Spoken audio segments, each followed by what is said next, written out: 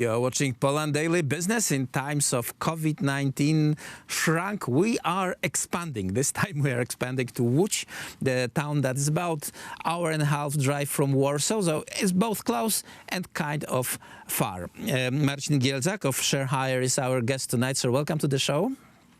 Hello, thank you for having me. And let us shed a light on situation in Łódź. The city has been hit hard by the 1990s economical transformation. The joblessness grew. Lots of people emigrated from Łódź or had the significant problem with finding a properly paid jobs.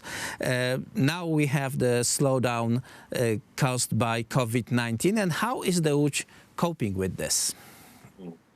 Well, first of all, I have to say that I love the way you posed the question, which is to say you went all the way back to the 90s, where the city was indeed hit pretty hard by the economic transformation and all the hardship that followed.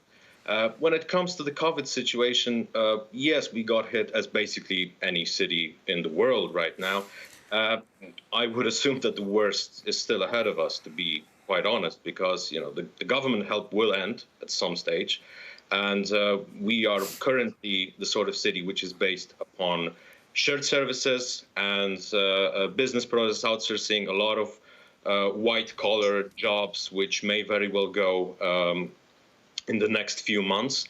When I talk to our clients, because we are a firm that deals with HR technology and that supplies our clients with HR products, so very often these clients say that we don't really want to fire anyone. We want to retain the headcount that we currently have, but we're not really looking up for new hires.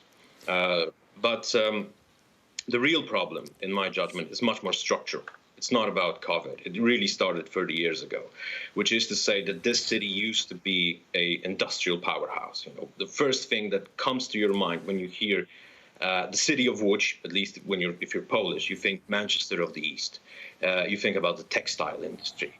And that's pretty much gone. That's a closed chapter. We will never go back to that. So the city was trying to reinvent itself. And the name of the game for the past 15, 20 years has been revitalization. So everyone has been very caught up in the whole Guggenheim effect, which basically states that if you will have enough cultural investment and some showy architecture, and we've had some of that in Łódź recently, then you can turn a gray, gritty, economically distressed city into this hip, popular travel destination for people, which is basically what the city of Bilbao had done with the Museum of Contemporary Art.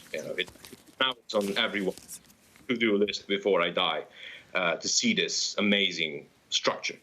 And we've been trying to do the same thing, which, in my opinion, has changed the optics. Right? The city is more popular, has changed perception, but is it really a genuine case of industrial transformation? I kind of doubt it. I'm a Keynesian when it comes to these sorts of things. I think that it's better to do this than nothing.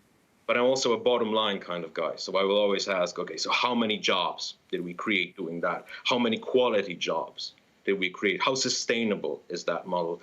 When we talk about that sort of thing, I would much rather look at the city of Pittsburgh, Pennsylvania, which used to be the steel city, used to be an industrial powerhouse, and then it got hit pretty hard by globalization, by automatization. It has lost almost half of its population. Unemployment skyrocketed in the early 90s. And in the early 2000s, it reinvented itself as the city of big pharma, of biomedical research, of biotechnology, education. And right now, if you look at any survey, any report about best places to live in America, most livable cities in the world, you will always find Pittsburgh. Right, but the team Pittsburgh Steelers didn't change the name to Pittsburgh Biotechnicians yet. You see this new industries, new services as a way of finding new future for the Łódź, especially there is a lot of very interesting real estate with very interesting prices. Well, yeah, technology always seems to be a solution. I mean, I used to travel around Poland when I was involved in the whole startup scene. And I remember that I was once invited to a city which was famous for its furniture. And I was talking to the mayor and to all the people from the mayor's office at a conference, and I said, "Look, I heard you have this great thing about furniture going on. So, do you intend to create a furniture hub here? I heard companies here are exporting to Western Europe, Southern Europe, etc." And they said, "Well, sort of, but not really. I mean, furniture isn't the future. We want applications. We want the next Facebook. We want the next Google to be created here." And I'm always very skeptical. Right. It's better to stick to what we do best rather than finding out things that we have to. The learning curve is long, basically. And there will never be a second Facebook or a second Google, but there can be a 100th or a 1000th great company which builds and sells wonderful furniture. Absolutely. Marcin Giełzak of Łódź is our guest. I hope you feel invited to Łódź by this fantastic gentleman, sir. Thank you very much for this conversation. That was it for Poland Daily Business tonight. Please watch us tomorrow, same time.